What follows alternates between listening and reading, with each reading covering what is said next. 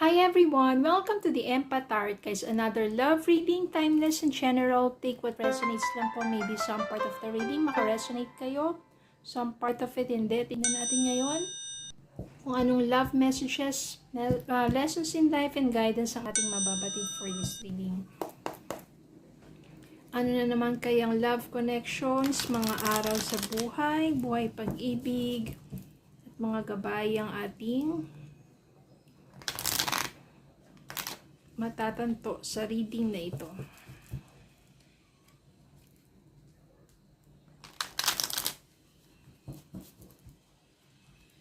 Spirit guides, send me messages, love connections, and advice, or mga guidance. Anong klaseng love connection ito?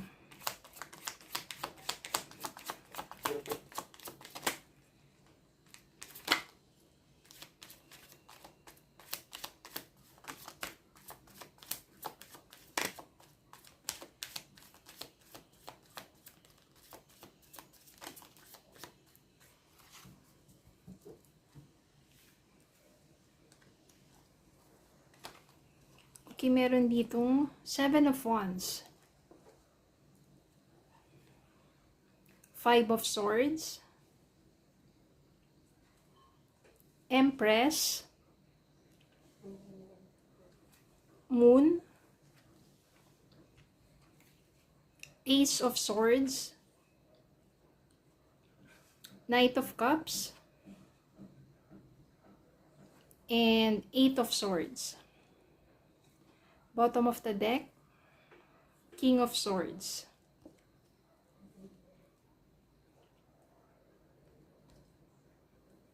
Ayan. Meron na naman ditong isang relasyon na sobra yung paghihirap mo. Full of deceiving. Alam mo yun yung yung person mo punong-puno ng kasinungalingan at pananakit sa'yo. Hindi lang to emosyonal, hindi lang to sa damdamin, sa kalooban, kundi I can sense here yung physical abuse din. So sobra na ang nararanasan mo dito sa person mo na to at feeling mo hindi ka na makakawala pa sa relasyon na yon. Siguro married kayo, o kundi naman, nagsasama kayo, tapos hirap na hirap ka makaalis doon. Hirap na hirap ka makawala sa relasyon na yon, sa sitwasyon na yon. Maybe because this person is also, sabihin na nating, magaling mag-manipulate. No, sasabihin niya sa'yo na nagbago na siya, pero ang totoo hindi pa. Sasabihin niya sa'yo na wala na sila ng kung sino mang third party, ang totoo hindi pa. Ang galing niyang paikutin ka sa mga palad niya, at ang galing din niya talagang manakit. At ikaw naman, hirap na hirap ka sa sarili mo. Kaya nakastuck dyan. Kung tutuusin, sa isip mo lang naman yun. Pero pwede kang gumawa ng paraan kung gugustuhin mo na makawala sa taong yon. Kasi napakarami pa niya mga itinatago sa iyong katotohanan. Marami pa bukod pa sa nararamdaman at nararanasan mo ngayon, marami pa siyang mga itinatagong, sabihin natin, kung ano-ano pa yung mga ginawa niya o ginagawa niya na maaring hindi mo pa alam. Napaka-deceitful na relationship to. Kaya sobrang nahihirapan ka. Kapag ikaw ay tuluyan ng makawala dito sa taong to, dito sa relasyon na to, dito sa sitwasyon na to, and you will continue with your life, be persistent, magpatuloy ka sa buhay mo, magpursige ka, gawin mo lahat ng paraan upang itayo muli ang sarili mo, you will have more clarity na oo nga, hindi ko deserve yung ganong klaseng relationship, hindi ko deserve yung ganong klaseng tao na wala namang pagmamahal sa akin at puro pananakit na lang ang ginagawa sa akin. Bakit ko pa hahayaan magpatuloy pa sa ganong klaseng relasyon? At kapag nakawala ka na doon, no, be persistent. There is someone that is coming into your life. Ito siya. Si Knight of Cups. Magkakaroon ng damdamin sa'yo at tutulungan kanyang makaahon doon sa kinalugmukan mo. Siya yung someone, sabihin nating mature enough to handle relationship. Siya yung someone who is thoughtful and intelligent at nauunawaan niya ang mga pinagdaanan mo. And this one is sabihin nating loyal and honest, faithful. Aalagaan kanyang mabuti kasi ganun din ang maaring maramdaman mo sa kanya, yung tunay na pagmamalasakit. Mapapamahal ka sa taong ito at pareho kayo aalagaan ninyo ang isa't isa. Maaring magkaroon ng bunga ang inyong pagmamahalan. Minsan kasi yung iba nahihirapan sila na kumawala sa isang relasyon, lalo na kapag ang galing mag-manipulate ng taong yun, no? At lalo na kung kasal kayo. Sobrang mahihirapan ka kasi yun yung pinanghahawakan mo at ayaw mong masira yung pamilya ninyo. Ayan. Tuluyan mo nang lilisanin yung taong yun.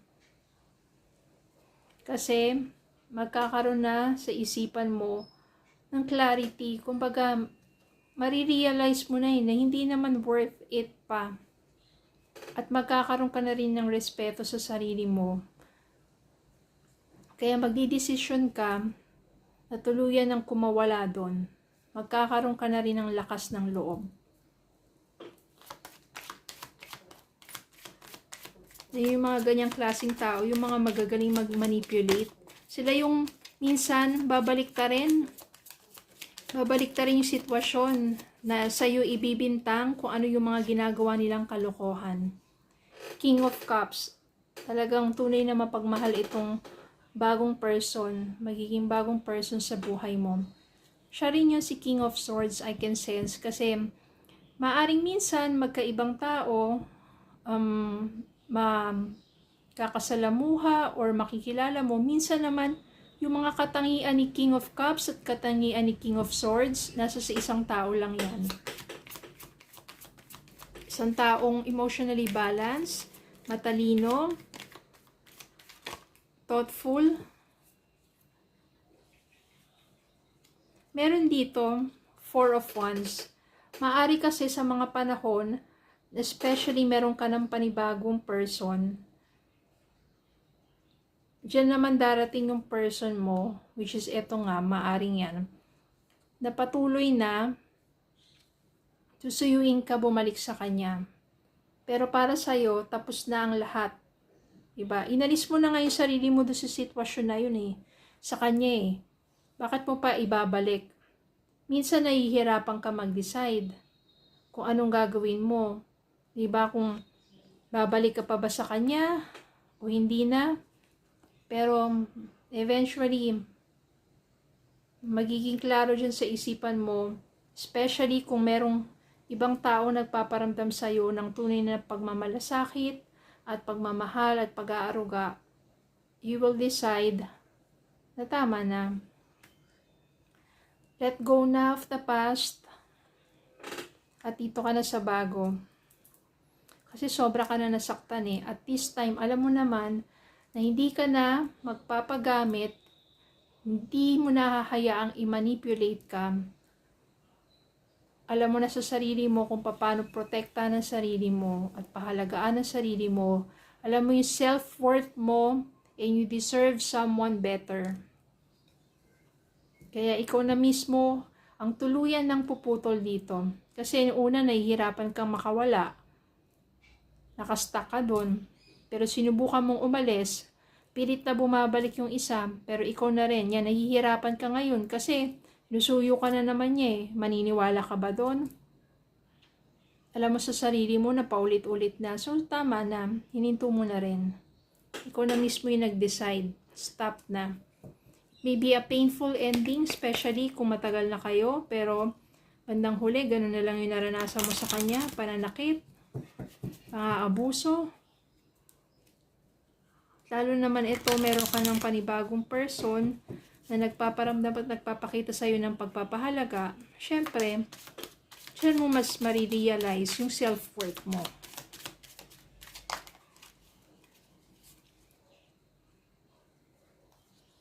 Autumn. In the fall season, everything comes together and you reap wonderful harvest of abundance. Yan. Maaari ito yung nagsisignify or yung sign of season. Na darating din yung araw na marami rin magaganda, wonderful things that will happen to you, and when you will reap harvest of abundance. New career, your work focus is shifting in a positive, new and successful direction. Maari kasi sa mga panahon na talagang pinakawalan mo yung sarili mo doon, magkakaroon ng panibagong opportunity for you, panibagong trabaho, panibagong pag-asa upang mas paunlarin ang sarili mo. New career.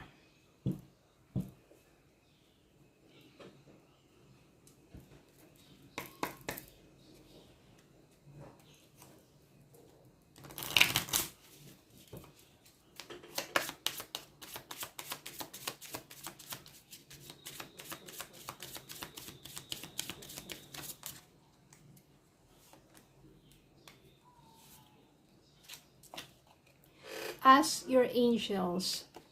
Minsan kailangan mo talaga mag-pray, ask for guidance. Meron tayong mga angels. Yes. Yes. Ano man yun dyan, katanungan sa isip mo, yes. Yes. Kayang-kaya mong malagpasan yan. Kayang-kaya mong makawala dyan sa ganong toxic na relasyon. At yes, you deserve true love.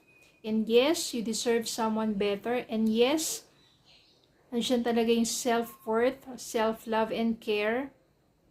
And yes, there's a wonderful things that will happen in your life. Maniwala ka lang. Especially kapag naialis mo na at natulungan mo na yung sarili mo makawala sa ganong klaseng abusive, toxic relationship. Okay? Mas mahalin mo yung sarili mo.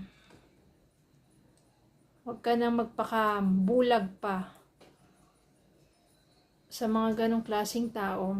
Sabihin mo, mahal ko siya eh. Mahalin mo muna yung sarili mo. Kasi kung mahal ka niya, bakit ka niya sasaktan ng paulit-ulit? Bakit ka niya lolokohin ng paulit-ulit? Sabihin niya na natukso lang siya. Iba yung natukso lang minsan sa talagang gawain na niya. No, so, mas mahalin mo yung sarili mo. Okay?